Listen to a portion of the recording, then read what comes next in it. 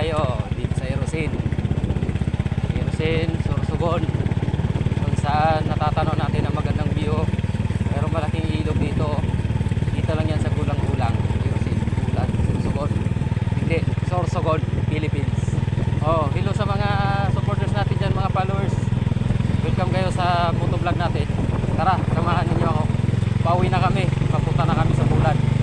So, galing kami dito ngayon sa Palayan.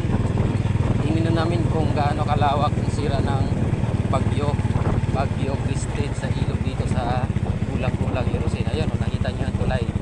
So, kakanan tayo dyan, papunta tayo Bulan. Pag dito naman tayo kumaliwa, ang labas natin dyan Gulang-Gulang, tapos papuntang Sorsogon, dito naman pakanan, pabalik pa rin sa Bulan. So, dahil nandito kami ngayon, so dito kami dadaan sa Bulan. Yan, puntang Bulusan. Yan, Lagos Tabi, Gabaw. So, dadaan tayo sa Gabaw, Erosin. Tapos yan, ang ganda mo. Kung dito maganda mag-ride. So, tingnan nyo naman, kaliwa kanan, napakalinis, napakaliwanag. Wala siyang, mainit nga lang pagka ganitong oras kasi wala siyang puno, wala rin puno rito. Pero kung view lang naman, tanaw na tanaw mo pati dun sa unahan, lalo na kung dito may bagong tanim na palayan. Tapos tanaw mo rin yung bundok sa unahan. Napakaganda talaga, mga kaibigan, mga kabay. So dito maganda mag-ride, mag-motovlog. So sana subaybayan ninyo, panoorin nyo hanggang dulo. Muli, dito si Kabayan, Kabisaya, Kabayan Sil. Kaya gana Kabay. Ayan o, tingnan ninyo, kita nyo, ang ganda ng view dito. Papunta tayo sa Bulan. Pauwi tayo Bulan. Galing kami nagtinda. So, magtitinda kami kung ano-ano na lang para sa YouTube ng ating sambahayan. Ano? Hindi, ito talagang trip namin, adventure namin. Tapos namin magtinda, motovlog. Kung ano-anong video na lang ginagawa. Ayan o, mga bata may puga. Ayan. Tsaka may ituturo ako sa inyo, mga guys, mga idol, mga pati, mga kabay, mga bisakol.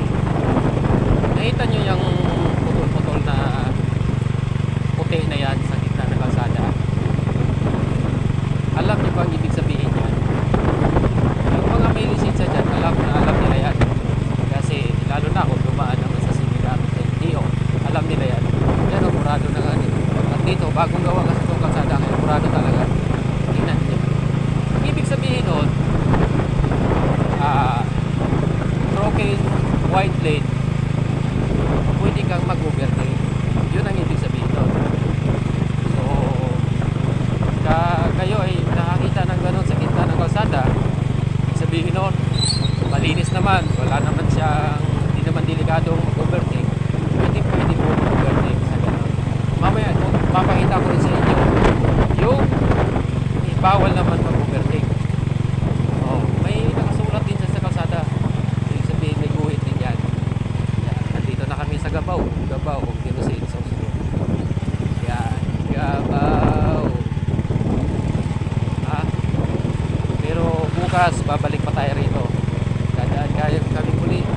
Baybayan nyo lang ang aming motovlog, mga kaibigan, mga pali, mga amigo, mga amiga, mga kabay, mga idol, mga kasyempre, at siyempre yung mga kasyempre natin.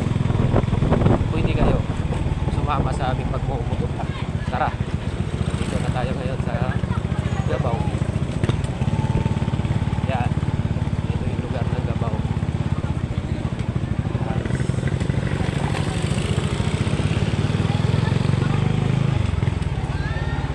Okay, malawak na barangay ito, Gabaw. Para na siyang isang parang bayan na talaga. Isang linggo na kami nagtitinda rito, di pa namin natapos-tapos.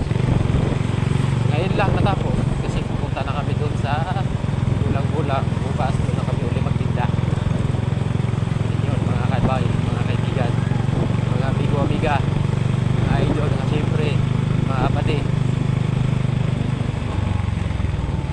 Kakaliwa tayo.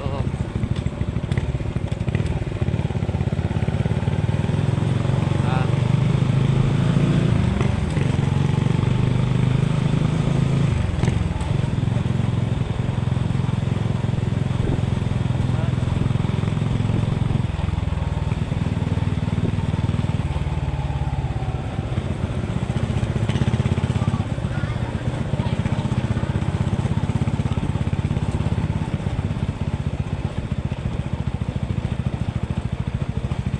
wow! Nakasalubong tayo. Yan, mga nagtitinda din yan. Mga puong, mga pautang, mga lako. Puong, kung ano-ano lang gamit bahay.